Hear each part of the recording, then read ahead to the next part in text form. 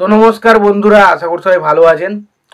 তো বন্ধুরা, এখন যে বিষয়টা নিয়ে কথা বলবো তো সেটা হলো রক্তবীজ টু সিনেমার ফার্স্ট গান, যেটার নাম হচ্ছে ও বাবুর মা। গানটা লাগলো কেমন? দেখুন, একটা কথা বলতে পারি, এই গানটার মধ্যে একটা অন্যরকম ফিল রয়েছে, যেটা যদি আপনি বাঙালি হন বা বাঙালি হন তাহলে কিন্তু এই জিনিসটা দারুণভাবে ফিল করতে পারবেন। তো আমার কাছে গানটা বেশ ভালো লেগেছে, এবং তার পাশাপাশি গানটার যে ভিডিওটা সেটা আরও বেশি ভালো লেগেছে। এবং অবশ্যই ভিক্টর ব্যানার্জির কথা বলতেই হবে। তো গানটার শুরুতে আমরা যেটা দেখতে পাচ্ছি, ভিক্টর ব্যানার্জি তার বাড়ি হচ্ছে বাংলাদেশে, এবং সে কোনো দিন তার বাড়ি বাড়ি বলছি শ্বশুর বাড়ি, তার শ্বশুর বাড়ি হচ্ছে বাংলাদেশে, বাট সে কখনো বাংলাদেশ যায়নি।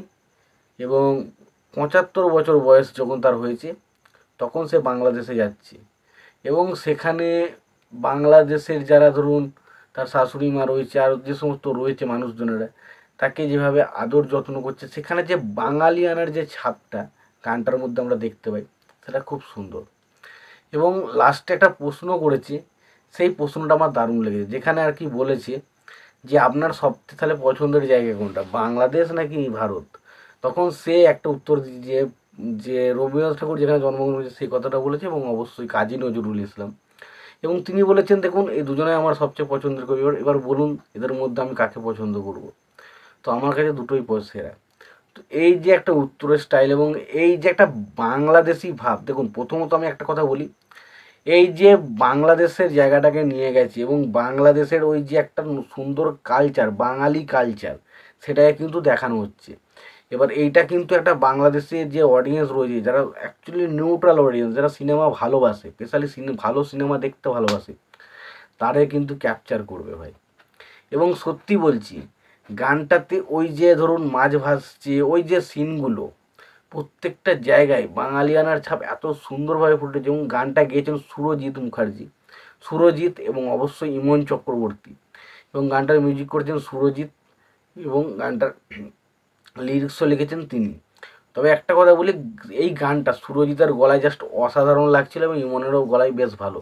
এবং পাশাপাশি যেভাবে একটা বাংলাদেশের একটা পরিবারকে এখানে দেখানো হয়েছে, এবং একান্নবর্তী একটা পরিবার আমরা যেটা বলে থাকি, এখানে অনেক মানুষজন একসঙ্গে থাকে, তখন সেই পরিবারটাকে একান্নবর্তী পরিবার বলা হয়। তো সেরকম একটা পরিবার এখানে দেখানো হয়েছে, এবং সেখানে যে ধরুন ওই যে একটা হাসি খুশি মজা ঠাট্টা, তার পাশাপাশি একটা জামাই এলে যে বিভিন্ন রকমের যে রান্না বান্না, সেই বিষয়টাকে যেভাবে গানের মাধ্যমে ফুটিয়ে তুলেছে, সেটা দেখতে বেশ ভালো লাগে। এবং অবশ্যই ভিক্টর ব্যানার্জির মতন একজন অভিনেতা যেখানে থাকছে, সেখানে তো চোখ সরানো যায় না। সত্যি কথা বলছি, ভিক্টর ব্যানার্জি একটা অসাধারণ অসামান্য একজন অভিনেতা। তো আমার সত্যি কথা বলছি, এই গানটা শুনে দারুণ লেগেছে। মানে একটা গ্রামের যে বৈচিত্র্য, সেটা কিন্তু গানটার মধ্যে খুব সুন্দরভাবে ফুটে উঠেছে। তোমাদের কেমন লেগেছে গানটা অবশ্যই জানিও। ভিডিওটি ভালো লেগে থাকলে লাইক কমেন্ট শেয়ার করে দিও। চ্যানেলটা নতুন হয়ে থাকলে অবশ্যই তোমরা চ্যানেলটা সাবস্ক্রাইব করে নিয়ে পাশে বেল আইকনটা অবশ্যই প্রেস করে দিও। ভালো থেকো, সুস্থ থেকো, দেখা হচ্ছে পরবর্তীতে।